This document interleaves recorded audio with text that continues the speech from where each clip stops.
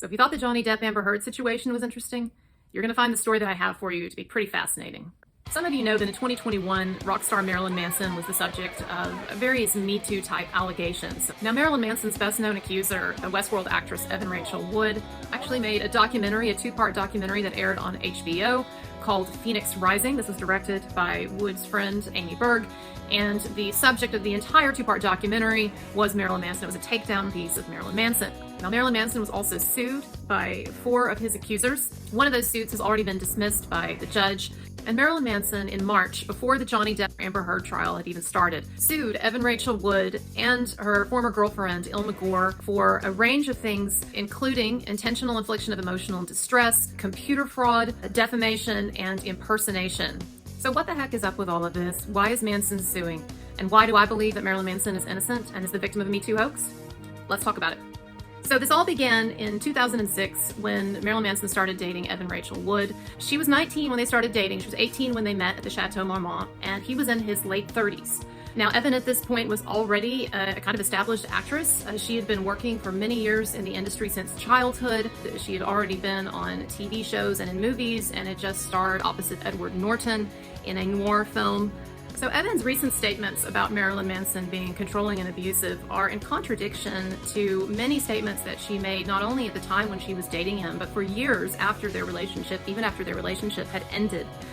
She said in interviews that people would be shocked by how healthy their relationship was, that he gave her complete freedom, that he was not controlling, that he allowed her to be herself. And of course, she said in multiple interviews that Heart-Shaped Glasses, that music video, was not real sex and that she loved doing that video. Now, of course, she disavows all of these interviews now, but I'm just putting them out there because they are of some significance. Then in 2016 is the first time that we hear from Evan that she says that she has been sexually assaulted before. She said in a Rolling Stone article that she was assaulted by a significant other and by the owner of a bar. Now, what's interesting is that elsewhere in the same interview, she talks about Marilyn Manson in a different context. Clearly, if you read the whole article, it seems quite evident that Marilyn Manson is likely not the significant other that she's referring to in the article. So that is a bit odd there, but nothing conclusive for sure. But all of this starts to add up after a while. Now, Evan has recently made the claim that the music video Heart-Shaped Glasses was not simulated sex, but that actually Manson raped her on the set of Heart-Shaped Glasses, that what we're seeing in the music video is actually a rape, that she was intoxicated, completely wasted out of her mind, couldn't consent, and also that she felt horrible after she did this. Now, not only she said in multiple interviews that the simulated sex was not real, in fact, I interviewed someone on my channel, on my YouTube channel. She was present in the room at the time that the simulated sex scene was filmed. She was actually one of the few people that were actually in the room itself when it was filmed. And she says that not only was the sex not real, but that she talked to Evan a lot before and after, and Evan was not intoxicated at all, was not only coherent, but was very active in the planning of these scenes, was very enthusiastic about the scenes, and was cheerful before and after, and at no point did anyone seem uncomfortable, Vanessa says. Well, I think everybody knew that it was very much, simulated, and both of them had underwear on. There was nothing that you saw with your eyes that to you like they're having sex. Not at all. Did it appear that she was being pressured or coerced? No, not at all. They both were very, very much into it, and they would converse with each other in between shots to see what they wanted to do next. And I was speaking to both of them, and there was jokes being made, yelling across each other to set and everything like that. Now, interestingly, Vanessa also was friends with Manson and with Evan Rachel Wood. She said she never saw any abuse, and she said that Manson was never abusive to her or predatory toward her, nor did she notice it in his behavior with any other women. All right, and this was someone who was pretty close to Manson. Leslie Lane, a former roommate of Marilyn Manson and Evan Rachel Wood's, who did an interview on my channel, and also she was on tour with Evan Rachel Wood and Manson. Evan also told her that she was enthusiastic about the music video Heart-Shaped Glasses, and said nothing about it being an assault or that she was degraded or intoxicated or anything like that. Now, interestingly, Amy Berg, the director of Phoenix Rising, and Ilma Gore, Evan Rachel Wood's co-conspirator, who's currently being sued by Marilyn Manson, both of them tried to recruit Vanessa, meaning that at one point these women had targeted Vanessa as someone who might be willing to turn on Manson. But Vanessa, never having had a bad experience with Manson, refused to cooperate. Another woman on set that day verifies that Evan seemed fine, not upset, and did not do anything against her will. Evan has lied about a number of things. She claims that Manson would not allow her to see her friends and family, that she was very much restricted and controlled and repressed by him. And yet, when she dated him, she was going all over the place, flying all over the place for various jobs and performances that she had. Also, there are pictures online of Manson taking her entire family, her and her family, to Disney World. There were articles written in the past that described the very warm relationship, almost father-son-like, between Evan's dad and Manson. And so again, the contradictory stuff is starting to build up here. Evan also claimed that Manson whipped her while she was sitting on a prayer kneeler and that it broke the prayer kneeler. And yet there are pictures online of that same prayer kneeler after the time in which Evan describes being assaulted and describes it breaking, and the prayer kneeler is not broken. So another little contradiction here. Another huge problem for Evan is that her ex-husband and the father of her child does not apparently believe her stories about Marilyn Manson. In court documents that were leaked to the Daily Mail, and you can find these online, Jamie Bell, Evan's ex-husband, says that her stories about Manson defy credibility. And in these court documents filed in family court, he essentially alleges that Evan Rachel Wood concocted these stories about Manson as a kind of a pretext for absconding with their child to Tennessee. In other words, she wanted to take their kid to Tennessee. Jamie didn't want that to happen, and Evan was using this Manson thing as an excuse. You know, Evan even claimed apparently that she had to get bulletproof glass because she was so afraid of Manson and so afraid for their son, and that Manson had threatened to, quote, her child and all of this. Now, you would think that Jamie Bell, the father of this child, he would be concerned if he thought that Manson were a bad guy, right? If someone is making those kinds of threats against my child, and the mother of my child was worried. But instead, what does he allege in the court documents? He alleges that it's BS. He says it defies credibility. He says something is fishy, something's up. And also, I just have to call out the hypocrisy of Evan Rachel Wood, who featured her son in the documentary Phoenix Rising, two-part documentary takedown of Marilyn Manson, in which her son had multiple appearances and was a focal point throughout part 2. That is not the behavior of someone who is concerned about her son, someone who is concerned that her son might draw the attention of crazy Manson supporters or Marilyn Manson and be attacked because of that. So yet another inconsistency. Now, one of the most egregious things that Evan did, and this is in Marilyn Manson's lawsuit, you can see the actual letter, Evan and her co-conspirator Il McCord, they typed up a fake FBI letter. They put a real FBI agent's name on there, but it was a fake letter alleging that Marilyn Manson was under investigation for these crimes and that Evan Rachel Wood was an essential witness. And she used this, she filed this fake FBI letter in family court as further evidence of why she needed to go to Tennessee with the child. But do you know what else she did with this fake FBI letter? And by the way, Manson's team verified with the FBI that it's fake.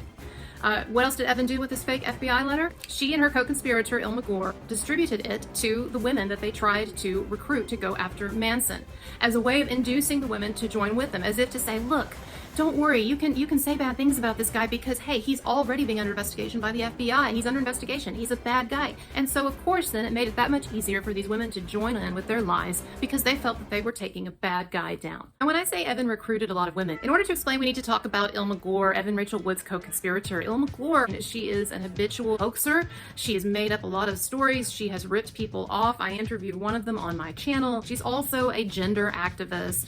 And so she and Evan Rachel Wood began to get close around about the time that Evan Rachel Wood began talking about her supposed abuse. At around about this time, Evan Rachel Wood began to work on the Phoenix Act, a bill that she co-wrote, ended up becoming law in California that would extend the statute of limitations on domestic violence. She did speeches, activist type speeches on bisexuality and stuff like that, and became much more vocal about her bisexuality and about women's issues. And she began talking about her abuse. Now, Il McCord, Evan's ex, is a major player in Phoenix Rising. She is the co-star of that documentary. So my theory is that when Evan got together with Ilma, there was a kind of a perfect storm in which Ilma helped to convince Evan that she could be a big gender activist and that she needed to talk about her abuse. And I'm not sure if the decision was made to go after Manson because he would make such an easy target since he has such a scary image, or if Evan Rachel Wood actually in her mind went back and misconstrued what happened between them as abuse.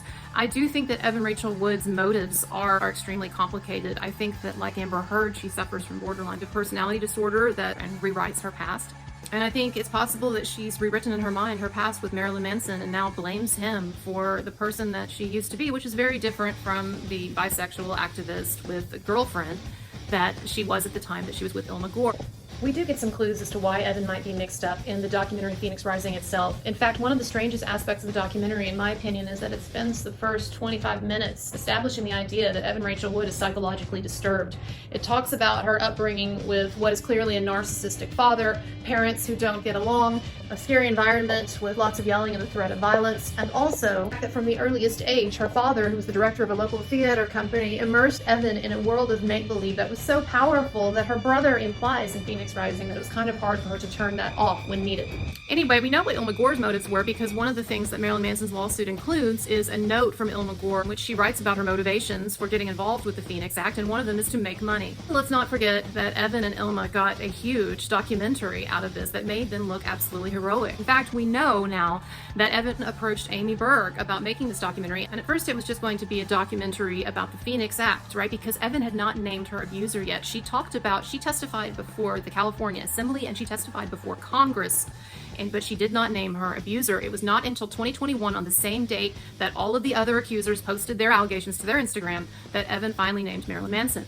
So what happened is she had approached Amy Berg several years ago wanting to do a documentary based on her work as a gender activist, and Amy had shown some interest, but it's clear if you read between the lines of what Amy Berg has said, it really didn't come on board fully and really get excited about this project until Marilyn Manson was named and became the subject of it. So after Evan and Ilma got together and Evan began some of this activism, they began recruiting women to go after Marilyn Manson. Now, they got a lot of information from a woman named Ashley Walters. Ashley Walters is one of the women who sued Manson. She's alleged sexual harassment and sexual coercion.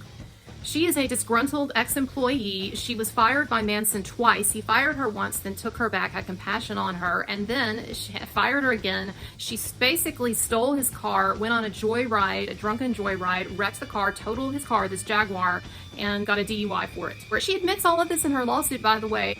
So this is the kind of woman we're talking about. Ashley Walters, this woman worked for him. She was his personal assistant for years, and so she had all of his contact information, okay? And what she did is she gave all the information that she had. She gave this to Evan and Ilma. And so from this, they got the information to contact previous lovers of Marilyn Manson and see if they could recruit them. Now, one of those previous lovers who was contacted was a woman named Greta Aurora. She came forward over a year ago and showed us the emails that she received from Ilma Gore speaking on behalf of Evan Rachel Wood, trying to recruit Greta Aurora. Now, Greta Aurora had basically equivalent of a kind of a weekend fling in which, as a 19-year-old girl, she had lost her virginity to Marilyn Manson. She says it was a happy memory, a good memory, and she says that he was kind and a gentleman and not at all predatory, that she actually had to be the aggressor in the situation to make it happen. He was constantly asking if I was okay. Well, Ilma Gore contacted her, trying to get her to join up with these women. Contacted her twice, but she didn't do that. Now, I've learned that the recruitment process was a fairly extensive thing. Once these women would reply and would show interest in joining in, then they would participate in these Zoom meetings.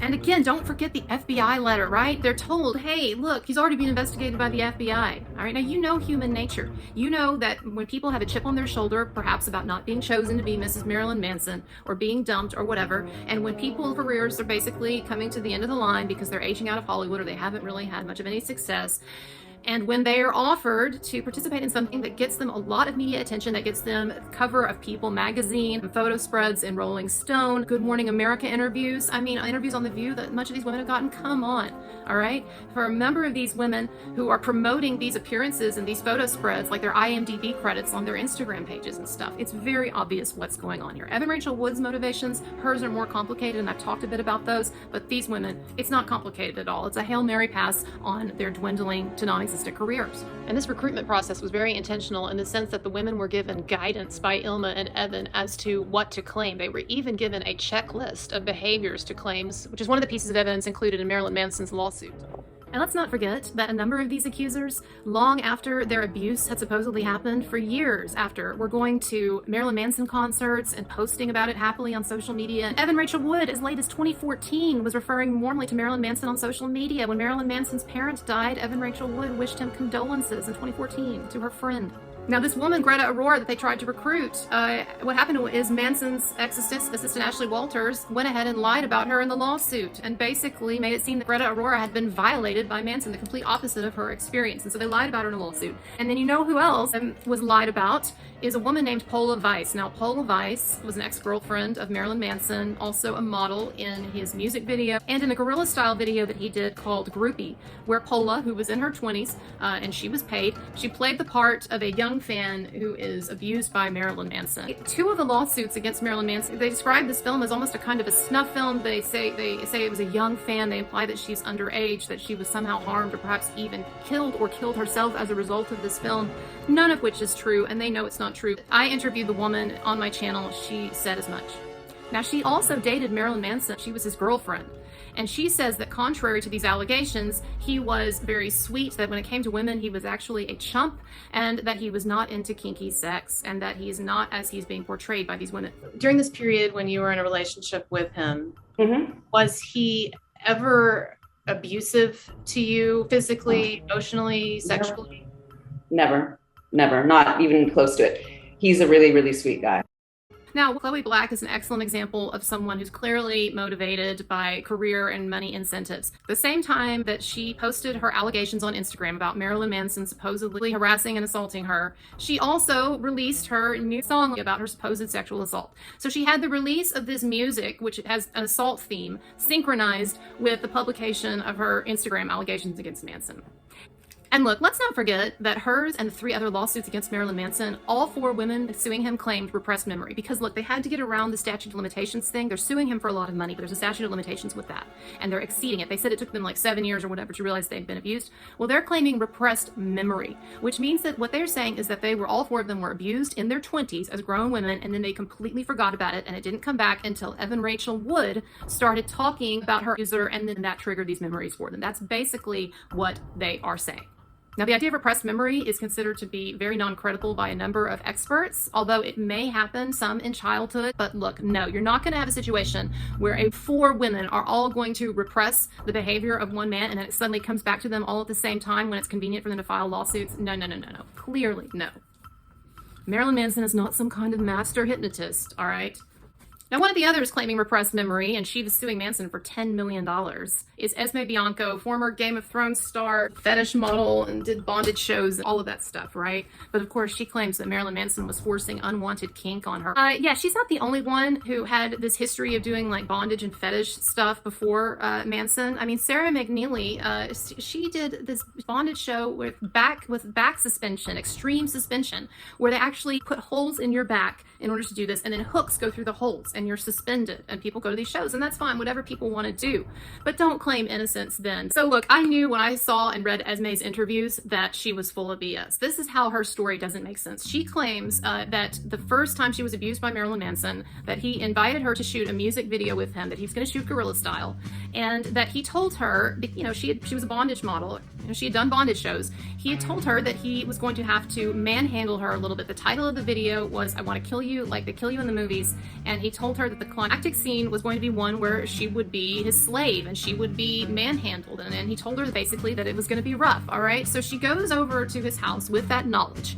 and she spends the whole weekend there, and the whole weekend there she acknowledges that nothing happened. And then she said, you know, he didn't even try to have sex with her, right? That's what level of a predator we're talking about, is that he spent a whole weekend with this beautiful woman and he did not try to anything sexual with her. And then there's the climactic moment, as he said, where he puts her on the prayer kneeler. According to her interviews, he puts her on the prayer kneeler, ties her to this prayer kneeler, and then while filming it starts whipping her. Now, she admits that after this she sent a text message to him basically indicating that she had had fun and she had enjoyed it. Understand, Manson, everything had gone exactly as he had warned her, and now she's claiming that it was abuse when in fact it was doing exactly what he said was going to happen in this video.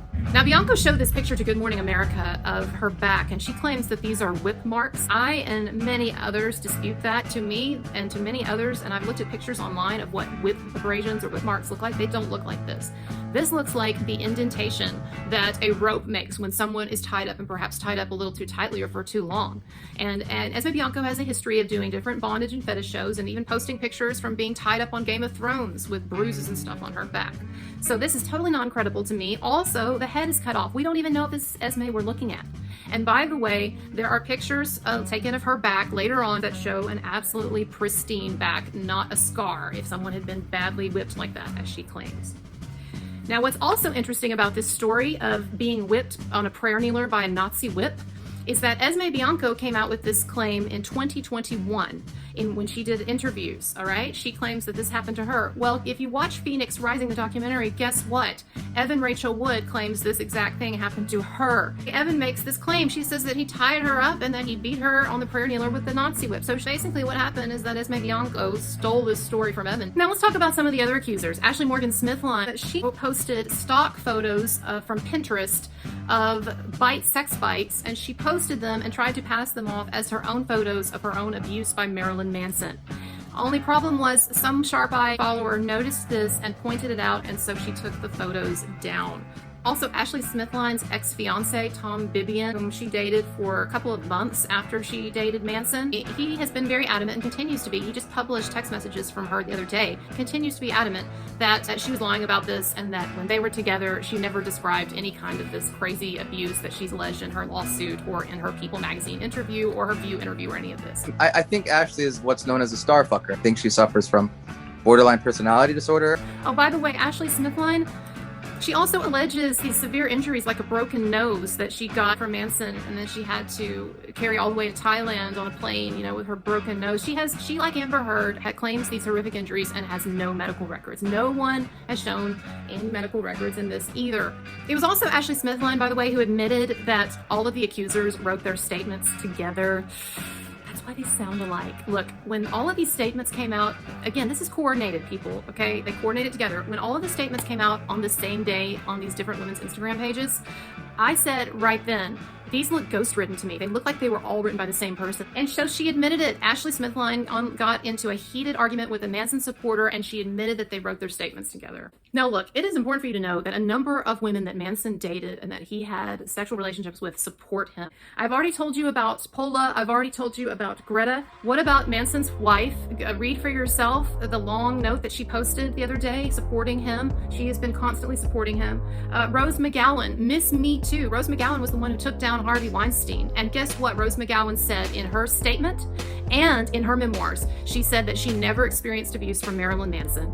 And she said in her memoirs that they had this very nice, sweet, almost kind of like a simple domestic life together. He was not abusive and he was not this guy who was all into this weird kinky sex or anything, right? Now, people will say, well, yeah, but she did say that she supports Manson's accusers. Of course she has to, but she said it clearly enough. I did not experience abuse with him. Same with Dita Von Teese, his ex-wife. She did not experience abuse either. She said that in her statement. Lisa Lesueur, a woman that he dated early on when he was younger in Florida, she went on my show and said that she did not recognize the man they're describing, that he was very sweet. Do any of these allegations resonate with what you personally experienced with Manson? No, that is not the Manson that I knew. That I never saw him ever getting mad or angry or violent in any way. I'll tell you something else. I was contacted by a reporter for The Sun a year or so ago, and she told me that a friend of hers had dated Marilyn Manson and that friend said that he was a nice guy and he wasn't abusive. But this reporter just kind of shrugged it off and said, I guess he's complicated or whatever. But even the Sun reporter was hearing this stuff. Also, remember, I have talked to 2 former personal assistants of Marilyn Manson. These were people who lived with Manson, all right? One of them, Paula, you can see her interview. She was with him for years. She was with him when he was with Evan and when he was with Gabriella. And she says that he was not abusive. I'm not someone who would ever tolerate physical violence against anyone, especially a woman. And I called the cops on my own dad. Like, I have no loyalty to that kind of behavior.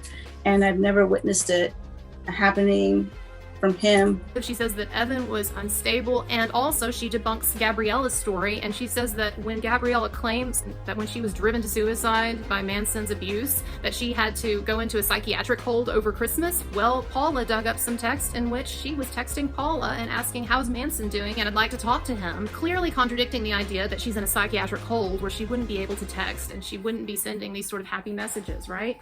And by the way, Gabriella deleted her accusations against Manson and has gone off the internet and everything. A number of these accusations have actually fallen away. Annie Abrams, one of the initial accusers, she was exposed as being a complete nutjob and fraud, and now she's even disowned by the accusers, all right? And going back to Evan Rachel Wood, there is more to debunk with her. Tim Skolds, he was his guitarist on tour with him when Manson was with Evan. He and his wife both support Manson. His wife has come out in various posts on Instagram to say, I don't recognize this person, Evan, what she's claiming to be. I remember when she used to happily do Nazi salutes backstage. Evan would do these Nazi salutes backstage when no one else was doing them at Manson shows.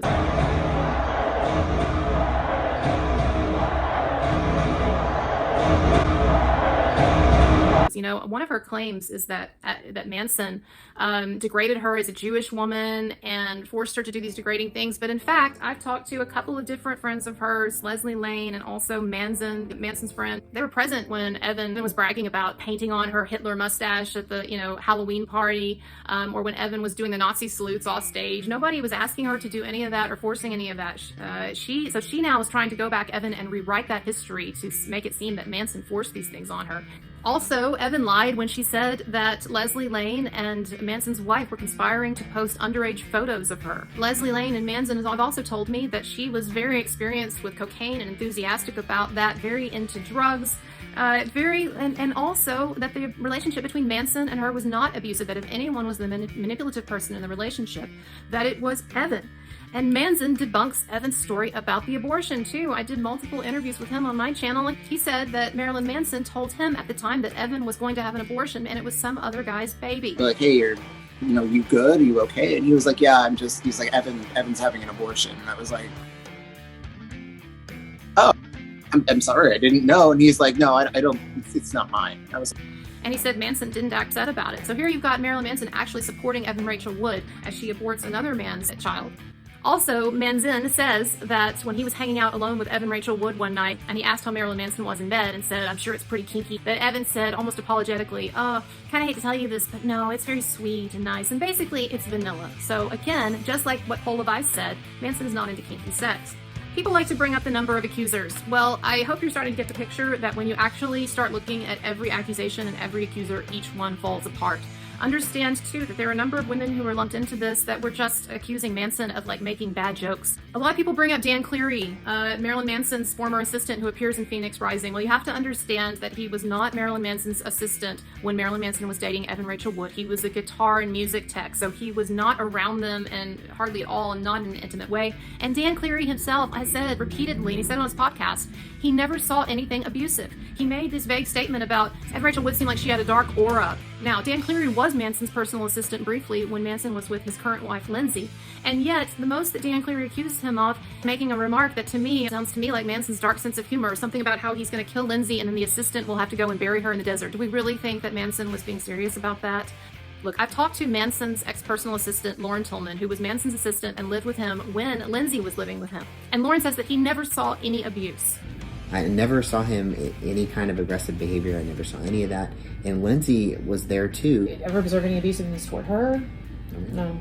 I never heard anything. I would have heard it, and I didn't hear anything. And people say, what about Wes Borland? Well, Wes Borland was barely on tour. He did like 2 shows with Manson, was not around to see anything. And look, if you investigate it, he's pissed off at Manson because Manson didn't want him.